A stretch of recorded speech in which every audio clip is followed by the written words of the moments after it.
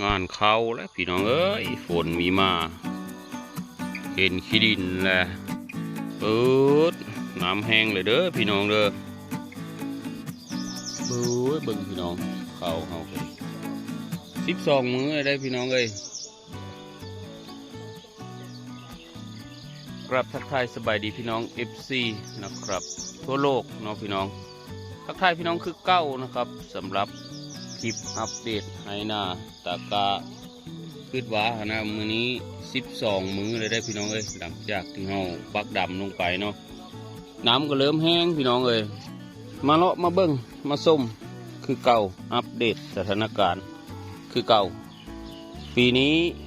ผัดคือเป็นแนวนี้พี่น้องดำหน้าแล้วปลามือฝนมีมาจักดีบาทนี่มาแต่พอแง่น้ำกะเยอะแห้งโอ้ยปลาเลยมีคอนแจหน้าปลาบอกพี่น้องบาทนี่ส่วนทางนี้ยังมีอยู่หนำพี่น้องเลยแต่ว่าซองเฮือเทิงนะซองเฮือตะกาเหรอน้ำแห้งเลยได้โอ้ยาเลยมีเฮือนบ่อย่างเงี้ยเทวดากันในเรื่องเนาะคือมีปล่อยฝนลงมาเนี่ยมื้อนี้คือเก้าพี่น้องเลยเลาะยางเบิ้งเงินไข่หอยเซอรีนี่แหละเขายางลงไปแล้วเดี๋ยวฟูงร่องอยู่ผัดละมีอันบ่ถือแดดคือเก่าเขาต้องบีบเนาะพี่น้องเนาะโอ้เขาก็ลืมบีบเสียละก่อนอื่นผู้ค้าก็ต้องขอขอบคุณพี่น้อง FC นะครับเนาะทั่วโลกนั่นแหละที่แวะเข้ามาเบิ่งว่าอีตานี้แล้วเอ็ดเพลือนะครับ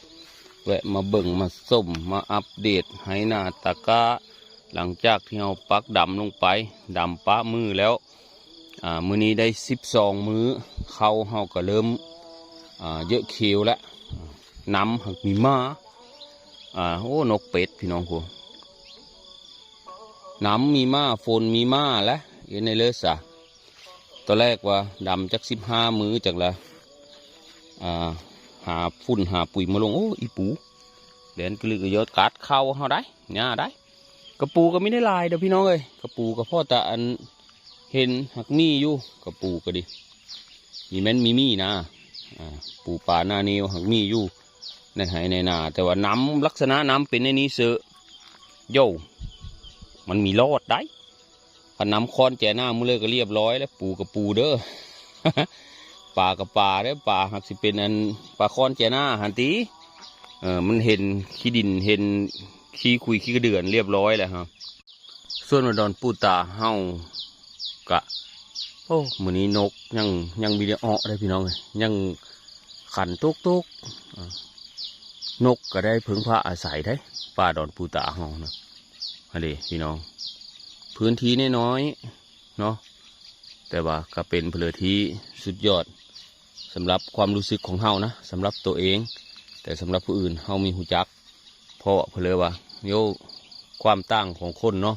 ความมีของคนมันมีท้อกันคือผมเว้าเนาะพี่น้องเนาะเงิน100บางคนมีขามากมายแต่เงิน100บางคนมีขาทำเงิน10 บาทมันก็แตกต่างกันอยู่ที่ความมีของคนหั่นแหละเนาะบอกง่ายๆก็คือกันกับเมื่อวานนี้เนาะที่มีการเรียกว่าตรวจสอบคัดกรองผู้ที่มีสิทธิ์ใช้บัตรสวัสดิการแห่งรัฐเนาะบางคนเนาะยกตัวอย่างอยู่บ้านผมเนาะแกก็เป็นคนธรรมดาเนาะการตรวจสอบหลังจากที่ตรวจสอบไปแล้ว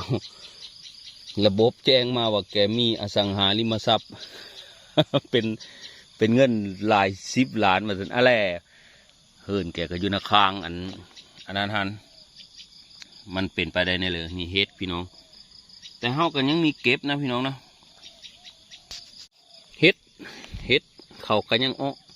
แต่มันอ้อน้อยอ้อดำดอกดำเลิศนี่นะพี่น้องเฮาก็มีสามารถที่จะเก็บได้เนาะมันกระเทินต้มจำเป็นก็ต้องปล่อยไว้เพื่อที่จะให้ข้าเจ้าใหญ่และกะเปื่อยเน่าเป็นเชื้อปะเป็นเชื้ออยู่นี่มีจำเป็นต้องเก็บแล้วว่าทันเถาะ ใจเสือเยอะเก็บมาแล้วเยอะเก็บอย่าเอามืออยู่มันหักเอามือไม่ได้เอามือผัดดอกเดียวเดี๋ยวเป็นต้มเนี่ยเลยนะเอาไปปิ้งกินวะ ปิ้งกินต้องเป็นดอกบานเด้อพี่น้องเด้อสำหรับผู้เริ่มมีเคยปิ้งเนาะเป็นดอกบานๆจักหน่อยแล้วปิ้งบ๊ะ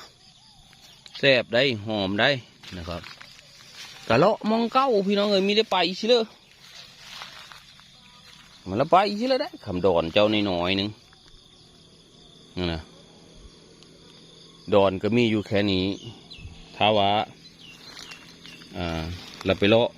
มันก็เลาะไก่ไม่ได้ยางออมอยู่ในดอนนี้แหละดอนปูตากับหน้าข้าวเฮาอัปเดตเธอเห็นได้เบิ่งได้ส้มเบิ่งต้นไม้ต้นเตาะไปส้มบรรยากาศนกหนูปูจีข้าเจ้ากะนอนอยู่นี่นอนอยู่บนโพนปูตาคนนี้ตัวนี้มันจะเป็นทางพี่น้องทางออกมานี่พื้นที่เฮามันจะติดทางแล้วเฮาก็ละคือว่าเฮาละถมดินเนาะถมดินแล้วก็หากกไม้มาลงเพราะบางจุดบางมองยังลุบมันยังมันเป็นไหนาเห็นเนาะมันก็ยังเป็นหนองเป็นเพลอเดี๋ยวจะเอาดินแหมาลงอยู่นี้นี่จากรถนึงดินแหมาลงนี่รถนึงมองนี้จากรถนึงนี่2-3 รถเขาลง2-3 รถแล้วบัดนี้ข้างหน้านี่เขาก็เลยลงอยู่ดิหักจ้งไว้อยู่ว่าละลงเฮงน้อยพอได้มานอนเย็นบัดยามไปเฮาเกี่ยวข้าวน้องพี่น้องเนาะบัดยามเฮาเกี่ยวข้าวเกี่ยวน้ำก็ลงมานอนเย็นอัปเดตดอนปูตาให้พี่น้องเบิ่งพี่น้องเห็นนะป่าเฮาก็ยังมีท่าน6 ลายกระโดดแต่ว่า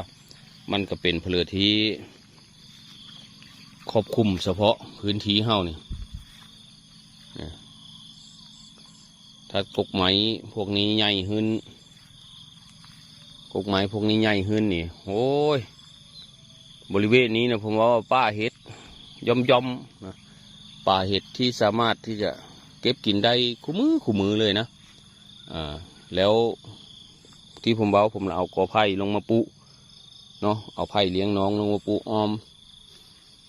จาก4 กอ 5 กอนี่ก็เป็นเพลือที่มันก็ละเพิ่มพื้นที่ป่าเนาะพี่น้องเพิ่มพื้นที่ป่าเพื่อเฮาพอได้หลากหลายมีแม้นว่าจะมีแต่ต้นเทผ้าพวกนี้ต้นเทผ้านี่มันเป็นเสือเห็ดอย่างดีเนาะใบของมันเป็นเสือเห็ดอย่างดี แต่ว่าบ้านนี้กอไผ่เนี่ยมันจะเป็นเห็ดปวกเลยพี่น้องกอไผ่นี่ส่วนมากแล้วในกอไผ่เนี่ยมันจะเป็นเห็ดปวกมักออกแต่ว่าพวกเทผ้าพวกยูคานี่ก็จะเป็นเห็ดเพิงพวกอย่างเนาะอย่างหน้าเห็ดละโงกเห็ดเพาะพวกนี้นะเฮาก็จะพยายามหามาลงไว้แต่มันก็คือว้าวหั่นละเนาะค่อยๆเป็นค่อยๆไปพี่น้องเลยเด็กที่เฮาถ่ายเมื่อวานนี้นะเห็นว่าพี่น้องที่ถ่ายปันพี่น้องเบิ่งวานนี่เด็กกูรู้เขาก็ถือว่าโอเคอยู่เด้มันก็มีตัวที่พองแวบเนาะพี่น้องเนาะฟังทางนี้ตัวนี้เขาพองแวบตัวนั้นเขาก็กำลังอ้ออยู่ในหันที่โผล่ออกมาอยู่ในเงานะกะมีบาน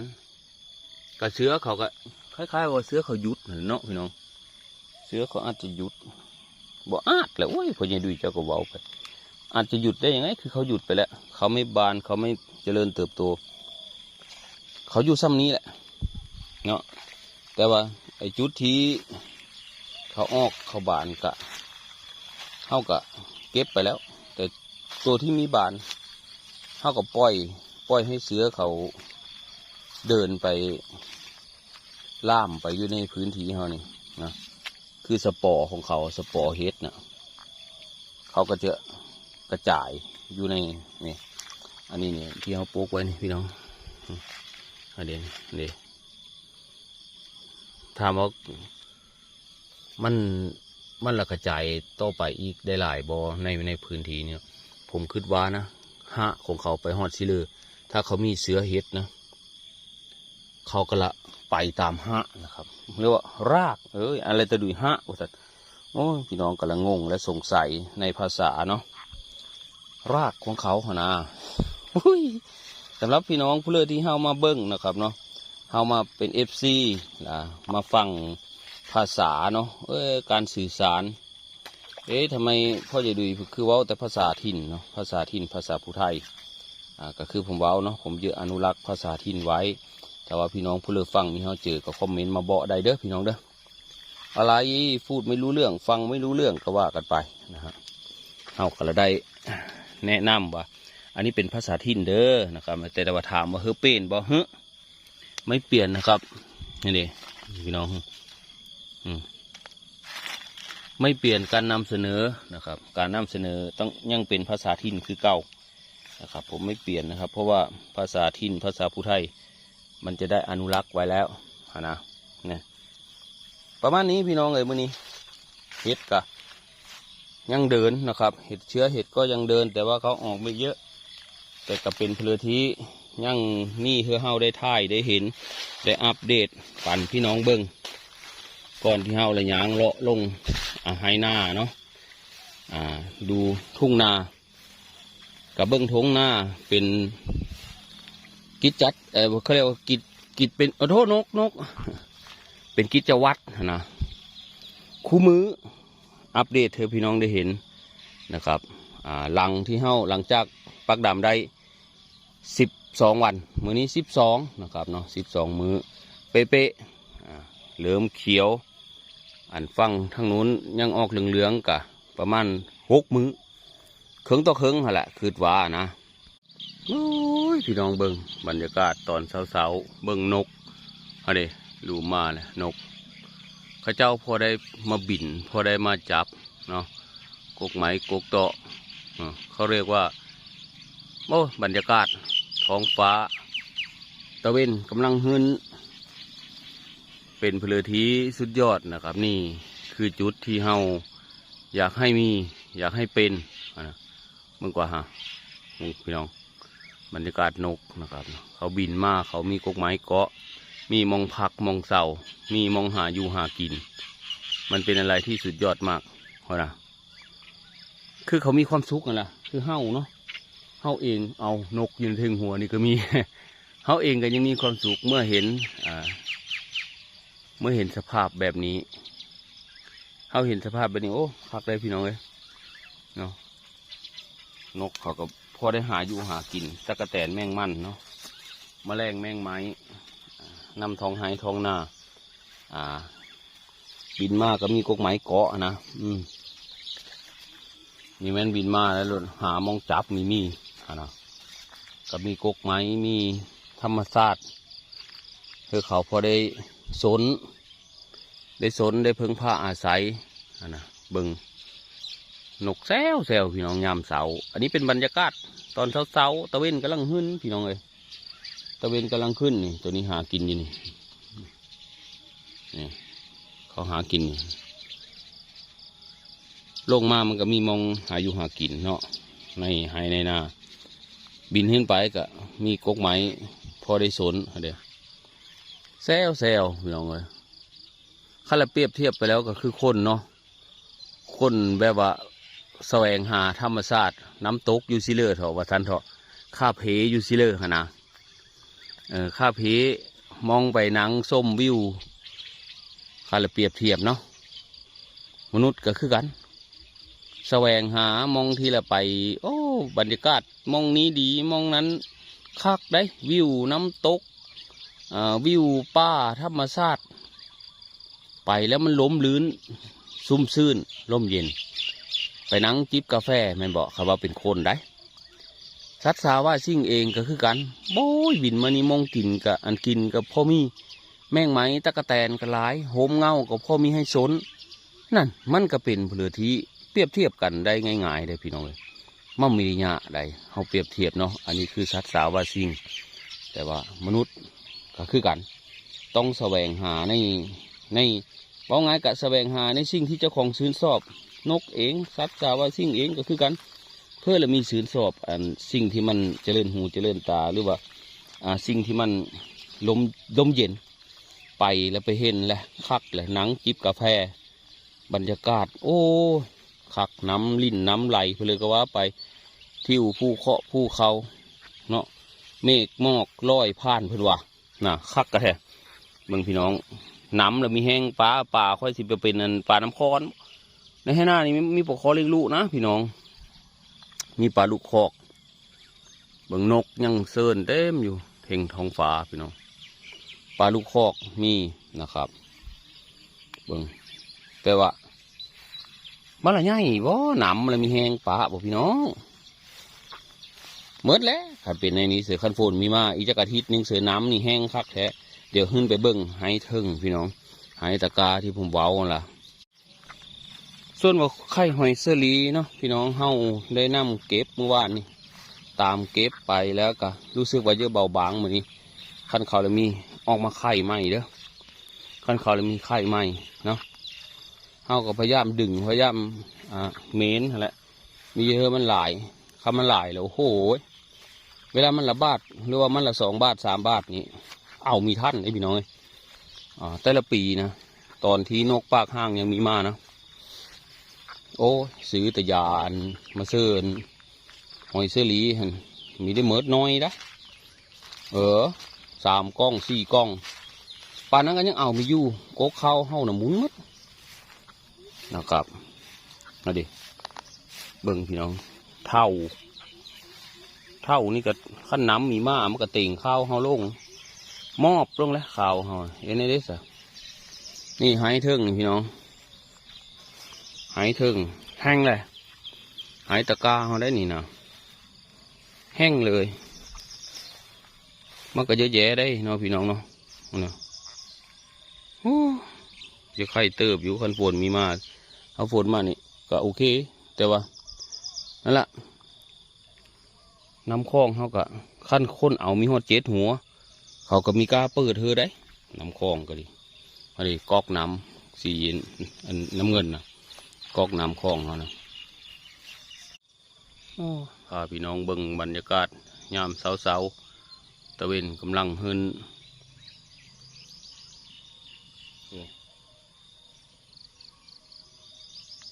โอเคเนาะพี่น้องสำหรับคลิปนี้ก็ยาวมาพอจะมาพาควรเนาะผู้ค้าขออนุญาตบัตรคำเด้อพี่น้องจบคลิปลงสำนีเด้อพี่น้องเด้อขอบคุณมากมายบ๊ายบายครับผมพอกันไหมคลิปหน้าลุยให้หน้าตะกาเฮาคือเก่าพี่น้องเลยมีได้เลยเด้อเลาะอัปเดตปั่นพี่น้องเบิ้งแต่น้ำมือละเว้น